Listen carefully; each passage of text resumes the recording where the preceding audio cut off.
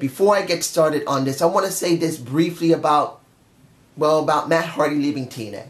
Now, Andre Corbell had reported on him leaving and leaving tweets that he thanks them for helping him, and I hope they do grow, but I need to move on. Basically, that's pretty much it. I mean, his contract was expired, or about to expire. He didn't renew it, either because he didn't give enough money or he wanted to go back to WWE. Let's get this out of the way. I don't know if I'm the first person to say he was going to do great with this gimmick of the Broken Brilliance. I'm probably not. I'm probably one of 100 people who came up with it, and I doubt I'm the first person to do it. It would be cool if I was, but I'm sure I'm not. But I see it in this respect. As I've said before, for something special that can elevate the business, it's important to see it in that respect. Now, it's important that wrestlers do have to have some loyalty to the company they're with. Yes. It's important that wrestlers care about the business. Yes. This is a business. They got to care about where the money comes from. And a part of me isn't happy that Matt left. I'm not going to lie. I really believe he could have got more mileage out of it in not in WWE, but in TNA. But I do understand that if he does have the actual rights to the Broken Brilliance and can take it anywhere he wishes, he does have the right to go to another promotion and try to use it to better himself, to get more money for his family, to become more popular. But this is the problem I see. And counting on if he actually has rights to that gimmick or not, if he goes to WWE, as it stands in the company, I don't believe they know what to do with him. Look at AJ Styles. I know he's going to be in the main event of WrestleMania, and they are pushing him. But it does not mean that they know 100% what to do with him. Putting him in the main event of WrestleMania is one thing. Yes, it's important. But knowing that he has staying power after that because they actually believe in him, that's another thing entirely different. And the way they booked him for several months doesn't give me a lot of confidence long term for him. They could still turn around on the dime and do it right. But as it stands in the company is not doing well. SmackDown is doing alright. But I don't know if Matt Hardy will be going to SmackDown or Raw or NXT, or if he really is going to WWE. The only thing I'm seeing is that as it stands with the WWE, they can be very, very stupid and fickle with previous wrestlers who just came off another company, and a lot of times they just don't know how to show them, to sponsor them, or to push them properly. If I'm wrong, I'm glad I'll eat crow. But as it stands, I just don't see something good for him. But I hope it does work out. Now, let's get this over with. Did I like the show? It was average. There were things in here I did not like, and it did feel like they rushed a lot of stuff on this show that they could have spread out over several weeks of Impact Wrestling. Knockouts title match. In the last Knockout Standings, which I am so glad that Jeremy Borash said the last Knockout Standings match, not like the WWE that says the last man standings match or the 30-minute Iron Man match instead of saying the Iron Woman match. Why? Stupid. I'm taking that from Ryback. Stupid, stupid. Anyway, did I like the match? It was a good match, but here's the problem. Why did it open the frickin' show? Why? Why? Red versus Blue with these two have actually become very popular. People like the feud between them. So why didn't you leave it as a main event of another show? Why couldn't you build it up within a couple of weeks? I understand these are tapings, but let's be honest here, ladies and gentlemen. TNA scheduled these tapings. And they could have scheduled the tapings in a proper way. And instead of throwing a lot on one show, they could have broken this up more properly when they were recording it. And I felt this was a bad situation for the women. They shouldn't have opened the show. I know a lot of people liked it, and the match was great, and Rosemary won, but why? Next, the two things I hated. Andrew Everett versus Trevor Lee for the X Division title. Look, I've decided something when it comes to X Division and saying X Division for Explosion. Because TNA are so foolish and not realizing that the one thing that was so unique about it was that six-sided ring with a cruiserweight bite-off. They ruined it. They've ruined the bite-off cruiserweights, known as the X Division. That is one of the staples of TNA, and they have completely ignored it. They threw it on to the B-ish show. They don't sponsor the B-ish show on their YouTube channel. They don't put it onto the main page, so when it airs on where it's on Pop TV, on Anthem, on the Fight Network, or wherever the hell they are, after it's over, they should actually, and I'm hoping they weren't stupid enough to sign a contract where they couldn't do that on YouTube. They should put it on YouTube, on the main page, and sponsor it for the X Division. But no, you can't see that on their channel, and it's stupid. So personally, I don't really care who won. It means nothing. Here's another thing that means nothing. The Death Crew Clan's leader and a James Storm going up against Jesse Goddard. Look, this match did not help anybody. It didn't help Kingston. It didn't help Bram. It didn't help... Calm down. Calm. It did not help James Storm, and it didn't help Jesse Goddard. Jesse Goddard has begun to get some good traction. People really beginning to like him. When it comes to James Storm, he's a multi-time champ. He's always been able to be having... He has great charisma. He's got great ring work. He talks well. Why did they go away from a very unique formula with the DCC? Months ago, what did they do? And I know a lot of people didn't like it, but I did like it. It was unique. You got three guys wearing masks. They didn't remove them. They let a Titantron synthesized voice talk for them. That was completely unique. The New Day wasn't doing it. The club was not doing it. No one was doing it. And then they wandered away from it happily and go back to the old formula that everybody else uses.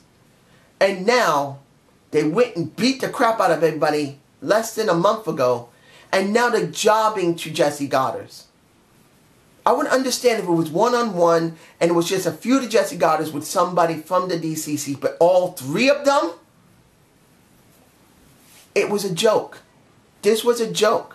It doesn't make a difference. Just like the X Division match, it doesn't make a difference who won. It was that stupid. Now, the segment of Laurel Van Ness, and I forgot the woman's name that is on the main YouTube channel. Christiana, I believe her name is, or something. I cannot remember her name. You could tell me below that was her name. But one, she is very pretty. She has a wonderful voice. But showing a laptop with the freaking YouTube channel when your own website only has YouTube on it and no information on the wrestlers, no roster numbers, no names, no faces, all YouTube is ridiculous, and it made me angry. But did I care about the segment of Laurel Van Ness having been heartbroken because of Braxton Sutter? Well, I kind of liked it, but here's the thing. Unless there's someone there to take over from Maria, from Sienna, it just seems empty. And what I mean by that, Laurel Van Ness needs to be teamed up with somebody to go after Braxton Sutter and to go after Allie. It's not going to be Maria now. Well, at least I'll see it in this respect. You need to build up to Maria dealing with Allie directly. You cannot do it immediately. If they do this within about a month, it's stupid. You need to have Laurel Van Ness have a feud with Braxton Sutter and Allie. Get a guy for her that she can go up against both of them. Make it last at least a month. before you're willing to start transitioning to Ali versus Maria. Because if you just go straight into it, who cares? And that will hurt Ali. I want to see Ali get the recognition she deserves. Braxton Sutter, he's kind of like the afterthought. I'm not against him. It's just that this was always about Ali, and that's how I feel. The broken hearties, yes! As much as it hurts me that Matt's not there, this was still a good segment. I did enjoy them going to, I don't know if this is the National Wrestling Alliance. You guys tell me below if this was the National Wrestling Alliance match for the National Tag Team titles. Not sure. I think it was. Was it funny? Yes, it was. Seeing that they wanted to test Jeff Hardy's broken brilliance now, that could have been left out. Honestly, they should have left that out because that shows the glaring weakness of Matt not being there. I know they're trying to transition. If Matt is the only one that left and Jeff is still there, not Mr. Avenger, I forgot his name. The Spanish part always gets me. You know who he is. For some reason I'm blanking. Maybe it's because I don't want to say Senor Benjamin. There you go. I didn't want to say it. That's why I blocked. Anyway, if all of them are there and Matt left, I understand the reason why they're doing that. But to be honest, it just doesn't feel right him doing it. He's not Matt. Like I said in the beginning of this video review, Matt is the only one that can truly get that gimmick over. His brother just can't take his spot. But it's understandable why they did it. Was the match good that they showed? Yeah, it wasn't bad.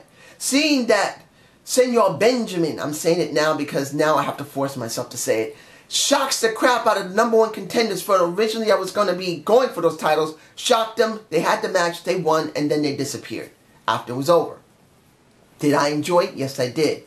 I don't know who's next. You guys can tell me who's next. As far as I know from Twitter, I don't like to watch that stuff because I like to be surprised. But I am glad to see it still going on. The question is, how many more tapings are left of Matt Hardy still as the Broken Brilliance or the King of Gold? The Moose situation. And then the subsequent match after that with Drew. Let's get this in perspective. What Moose did in the ring before that match even happened wasn't too bad. Seeing that Cody came out and tried to kick his ass was understandable. Seeing that everyone tried to stop it was okay. Seeing that Josh Matthews got his ass thrown across the area, thank you, Cody, for that. Throwing his ass one way to the other, because I will say something about Josh Matthews in a minute, but I'm glad that did happen. It's scheduling everything up for the Grand Championship, which it does make sense for Moose to take. And I'm not going to lie, I don't want to see that off of Drew Galloway. Drew did make that title mean something. He did. But if you're going to do something for Cody, you're going to make Cody relevant, he needs a title. And I don't think what's happening with Lashley and Barnett is going to be over. I don't think so. So they got to do something with Cody for a little while. So him winning that title is really meant for Cody to win. And I'm not too happy that Drew is getting the shaft here. But this is what we got. Now, might as well get this over with. Lashley versus Barnett. Which felt, I don't know how it felt. It wasn't a bad chain wrestling match. It wasn't a bad physical match. They giving each other a couple of elbows. But did it make sense to have this match? No. Just like with the knockouts. The same situation. Why couldn't you build this up after almost a month? Why? Why did you have to build this up like this? Barely 2 weeks into it. And then he has the match. And then he jobs. You couldn't allow him to build up having more than a few people to fight against. To wrestle. To make him credible. Because to be honest, Barnett didn't feel credible at all. I'm not an MMA fan. I'm not a big UFC fan. But I have heard a little bit of Barnett. Not really a lot, but I had heard of him. And he looked like a jobber. He looked like a bitch. They did not make this interesting. They made it into a joke.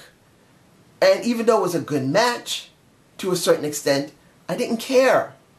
Honestly, I didn't. So what did we get for this show? We got the Knockouts having a match that shouldn't have had it in the beginning of the show. You have Barnett and Lashley having a match that shouldn't have been in this show. Understandable by the Grand Championship. If you're going to do something with Cody Rhodes and you know you're going to still have Barnett and Lashley deal with each other, give Cody something to fight for, to go after. Because he's already been insulted by someone who's trying to get into his wife's legs. Sorry to do it like that. That just seemed to be stupid. But you get my point, ladies and gentlemen. This was not a great show. It's average. Because they tried to cram too much into it. They shouldn't have done that to the Knockouts. And they shouldn't have done that to Lashley and Barnett. You should have built it up over a month for the women. And then built it up for the men And built it up for the men. It would have made more sense. Make Barnett feel relevant. But this is just my point of view. You guys tell me below. And I hope you enjoyed the Zane view. Please give me a comment below. I admit, I am hurt that Matt left. I'm not going to lie. I truly believe there's a possibility that the WWE, if he's going there, and if he does have control of the Broken Brilliance character, that they're not going to treat him well. In fact, what it's going to come down to is Matt's going to become a joke. And I don't want to see him like that. But this is just my point of view. Guys, tell me below if I'm right or not.